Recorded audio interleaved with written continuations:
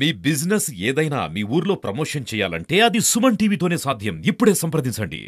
అందరం ఆలోచించాల్సింది ఏంటంటే కిరణ్ కుమార్ రెడ్డి గారు ముఖ్యమంత్రిగా ఉండి ఎప్పుడు ఏ రకమైన అవినీతి ఆరోపణ కానీ ఏ రకమైన మచ్చ లేకుండా వారు అభివృద్ధి చేస్తూ వచ్చారు. 2010లో రవీంద్రనాథ్ ఠాగూర్ యొక్క 100వ జయంతి ఉత్సవాలు చేస్తే వారు ముఖ్యమంత్రి గారిని వారు ఆహ్వానిస్తే వారు వచ్చారు. రవీంద్రనాథ్ ఠాగూర్ కాలేజీ దగ్గర వారు అడిగారు నన్ను, ఏంటి పరిస్థితి అంటే 68 ఎకరాలు ఉన్నటువంటి బీటీ కళాశాల భూమి 32 ఎకరాలకు వచ్చింది, మీరు ఏదైనా ఇస్తే కాంపౌండ్ వాళ్ళు కడతామంటే అప్పటికప్పుడు వారు 5 కోట్లు అనౌన్స్ చేశారు. ఆ డబ్బుతోనే మనం అక్కడ కాంపౌండ్ వాళ్ళు కట్టారు. మీ అందరినీ కోరేది ఏంటంటే అందరినీ ప్రజలకి ఈరోజు కేంద్ర ప్రభుత్వంగా ఏ రకంగా అభివృద్ధి కార్యక్రమాలు చేస్తూ ఉంది, చేయబోయేది లేదు, కూటమి అభ్యర్థులు కూటమి ఏ రకమైనటువంటి ప్రణాళికతో ప్రజలకు ఏం చేస్తామనేటువంటి విషయాలన్నీ ప్రజల్లోకి తీసుకోవాల్సిన అవసరం ఉంది.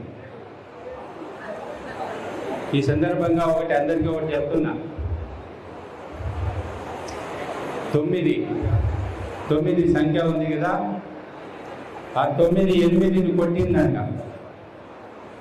8 అడిగింది, నన్ను ఎందుకు కొడతానా అని. 9 చెప్పింది, నీకంటే పెద్ద నిన్ను కొడతా అంతే అని చెప్పిందంట.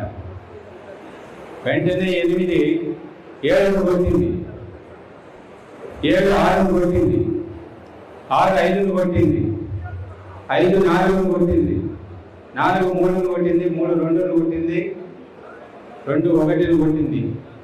ఇంకా 0 వణుకుతాన్ని నాకేంటి పడతాదని చెప్పేసి అప్పుడు 1 చెప్పింది, భయపడద్దురా నా పక్కకు రా అని చెప్పి పక్కన పెట్టుకునేది 0. ఎంత అయింది? 9 కూడింది. అప్పుడు 9 కూడా రా మా పక్కకు రా అని చెప్పింది. ఎంత అయింది? 9. 8ని పక్కన పెట్టుకున్నాము, 1098. అట్లే 7 6. ఎందుకు చెప్తుందంటే అందరినీ కలుపుకోవాల్సిన అవసరం ఉంది. మనము పనిచేసే కార్యక్రమం అయితే మందా నుండి వెన్నుపోటు పొడిచేవాళ్ళు ఇట్లా కొంతమంది దృష్టిలో పెట్టుకొని అలాంటి వాళ్ళ పట్ల జాగ్రత్తగా ఉండి చిన్న పెద్ద లేకుండా అందరినీ కలుపుకొని మనం అత్యంత పెద్ద మెజారిటీతో మన కిరణ్ కుమార్ రెడ్డి గారితో పాటు మన అసెంబ్లీ అభ్యర్థులందరినీ కూడా గెలిపించుకున్నట్లయితే మన ప్రాంతం మళ్ళీ ప్రశాంత వాతావరణంలోకి ఒకసారి అభివృద్ధి లేక ముందుకు వెళ్తామని చెప్పేసి కోరుకుంటూ ఆ రకంగా అందరం కలిసి పనిచేద్దామని కోరుకుంటూ సెలవు తీసుకుంటున్నాను.